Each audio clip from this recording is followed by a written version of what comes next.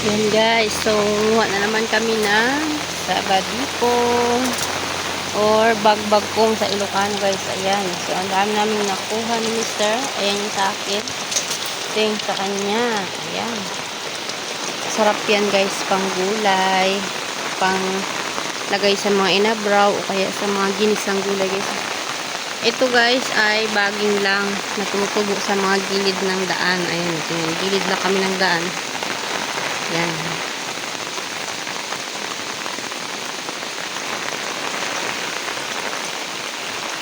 Sarap yan guys sa mga munggo, ginisang munggo.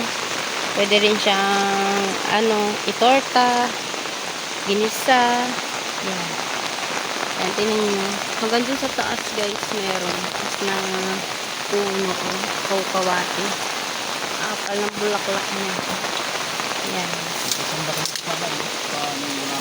Ito ay yan guys, sapa na yan. Gilid ng daanan. Kalsada. Ayan. Enjoy pa si Mr. Mango guys. Seryoso. Muha.